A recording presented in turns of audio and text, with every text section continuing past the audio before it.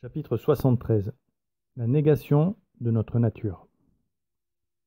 Depuis que le processus révolutionnaire a été enclenché, chaque avancée du démon a été rendue possible par la connivence des hommes. Il ne faut jamais oublier cette réalité. Certes, le démon tente, suggère, trompe, mais l'homme décide de ce qu'il fait. Et si le Seigneur laisse le démon prendre du terrain, c'est pour punir les mauvais et éprouver les justes.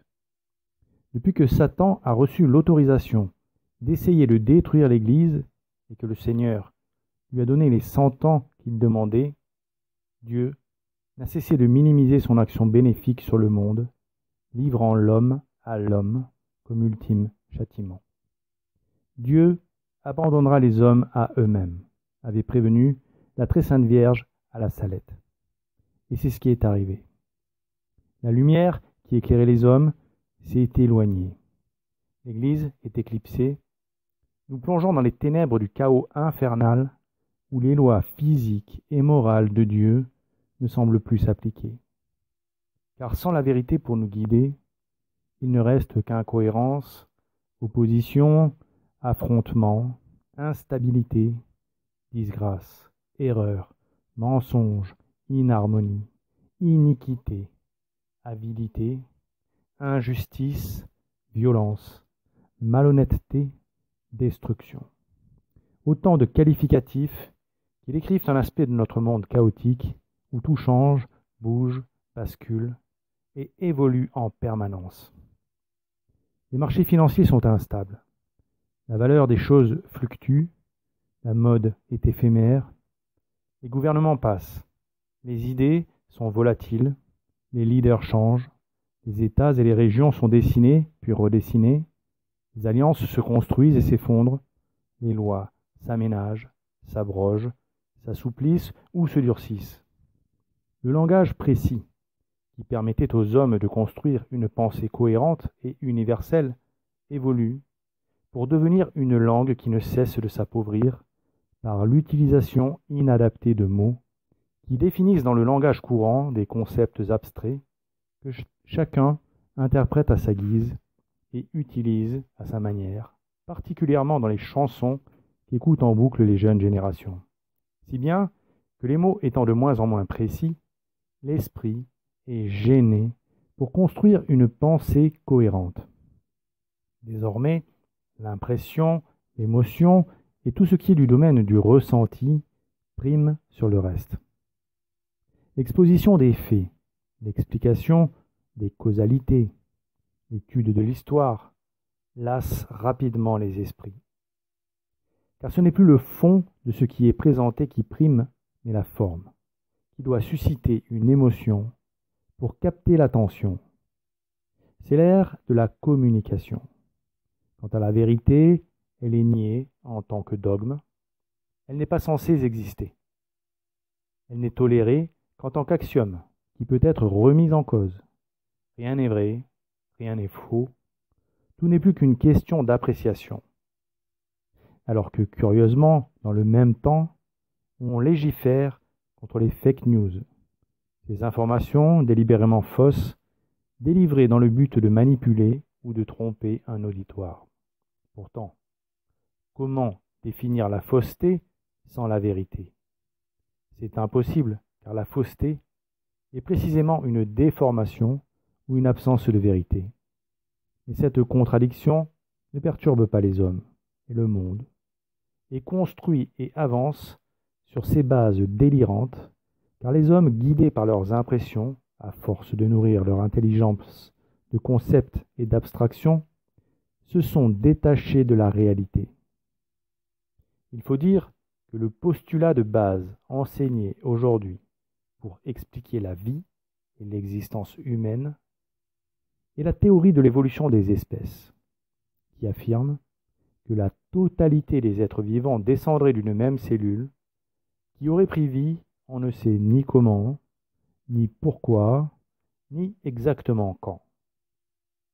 Cette conception si abstraite demande tant de concessions à l'intelligence rationnelle qu'elle oblige l'esprit critique à démissionner pour y adhérer.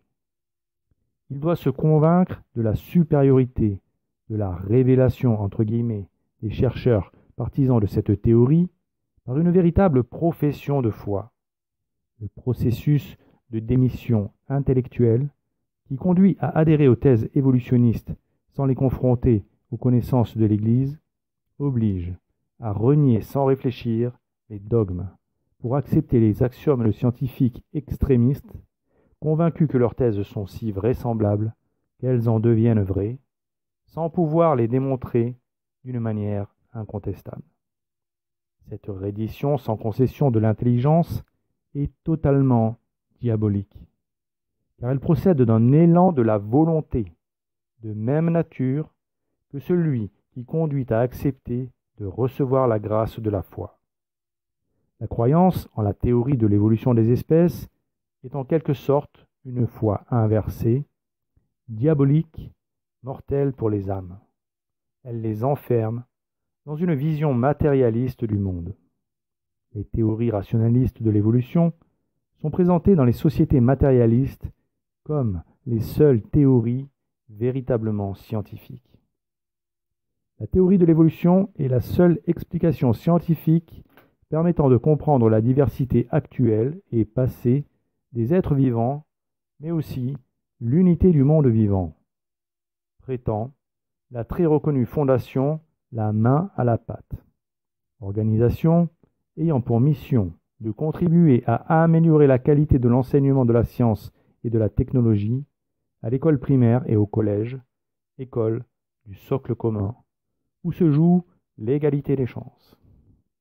Cette fondation, créée par décret en 2011, est tournée vers l'accompagnement et le développement professionnel des professeurs enseignants de la science. Elle conseille aux instituteurs et aux professeurs de collège comment et pourquoi enseigner la théorie de l'évolution et les prépare à argumenter car, je cite, cette notion, la théorie de l'évolution, fait explicitement partie des programmes scolaires français, à l'école primaire comme dans l'enseignement secondaire. Par exemple, au cycle 3, le programme indique à propos du monde vivant: l'unité du monde vivant est caractérisée par quelques grands traits communs. Sa diversité est illustrée par la mise en évidence de différences conduisant à une première approche des notions de classification, d'espèces et d'évolution. C'est pourquoi on trouvera dans ce dossier des documents pour aider les enseignants à argumenter face à d'éventuelles contestations. La Fondation rappelle ce qu'est une théorie scientifique, à ne pas confondre avec une théorie sans adjectif. Le sens du mot théorie étant profondément transformé quand on lui adjoint l'adjectif qualificatif scientifique, le mot théorie n'appartenant plus alors au langage courant. En effet, selon la Fondation, dans le langage usuel, le mot théorie correspond souvent à des faits imparfaitement ou peu étayés, alors que la théorie de l'évolution appartient au langage des sciences, et que, comme pour toute théorie scientifique, certains points font l'objet de discussions entre les chercheurs, mais cela n'implique pas que la théorie elle-même soit à rejeter. L'argumentation de cette présentation oriente déjà le lecteur pour lui donner un a priori positif sur cette fameuse théorie scientifique en constante évolution, pour reprendre le jeu de mots du prédicateur évolutionniste.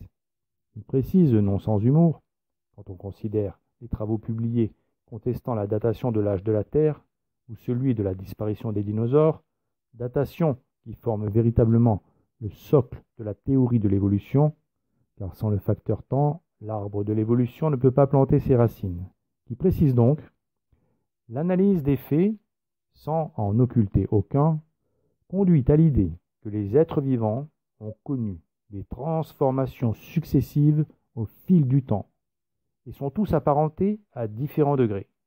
Elle permet d'expliquer les ressemblances et les différences entre les êtres vivants.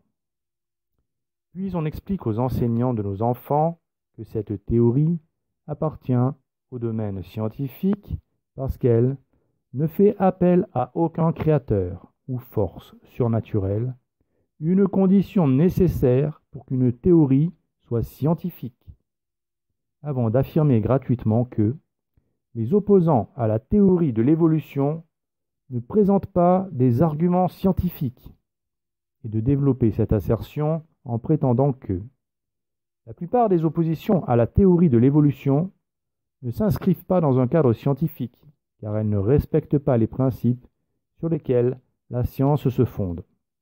En faisant appel à des causes surnaturelles ou à des croyances personnelles pour rendre compte de la diversité du monde vivant, elles s'excluent de fait, dès le départ, du discours scientifique. Seules des affirmations qui peuvent être soumises à la réfutation par des observations ou des expériences peuvent être considérées comme scientifiques. C'est pourquoi les discours qui s'opposent à la théorie de l'évolution, comme les thèses créationnistes ou celles du dessin intelligent, ne sont pas des théories scientifiques. Mais les preuves de cette théorie de l'évolution des espèces, où sont-elles? Comme l'explique l'auteur du texte de propagande, la classification moderne du vivant, ou classification phylogénétique, a pour principe de refléter le plus précisément possible l'évolution des êtres vivants. Le classement d'animaux en classes doit permettre, grâce à une méthode identique à celle utilisée dans les laboratoires de systématique, d'arriver au même résultat. Le niveau de difficulté des observations restera la seule différence évidente en ce que vont faire les élèves et les recherches actuelles en systématique. Alors que les scientifiques s'intéressent à des arguments anatomiques très fins et vont rechercher dans la structure des biomolécules des preuves concordantes sur les relations de parenté entre taxons, les élèves de l'école primaire sont amenés à classer les animaux sur des caractères communs facilement observables, tels que la présence de poils, plumes, squelettes internes, coquilles, sabots, cornes, crocs. Les activités de classe proposées privilégient avant tout la rigueur méthodologique de l'argumentation, qui est l'essence même de la science. D'un point de vue didactique, l'approche active du sujet par une démarche d'investigation est très différente du simple discours qu'on trouve dans la plupart des manuels. Il s'agit ici de faire des sciences plutôt que d'apprendre un discours scientifique. Ainsi, pour faire admettre aux enfants la théorie de l'évolution, les scientifiques conseillent de se baser sur la systématique. Ce qui est pour le moins surprenant et tout à fait malhonnête, car cela revient un peu à vouloir persuader quelqu'un que deux personnes ont le même père parce qu'elles se ressemblent, ce qui en soi n'est pas très scientifique. Au fond, il s'agit juste de faire admettre cette théorie, de l'ancrer dans les esprits avant même de parler de science. Le paradigme doit être admis comme un dogme intouchable. Mais une fois encore, les preuves scientifiques, où sont-elles ?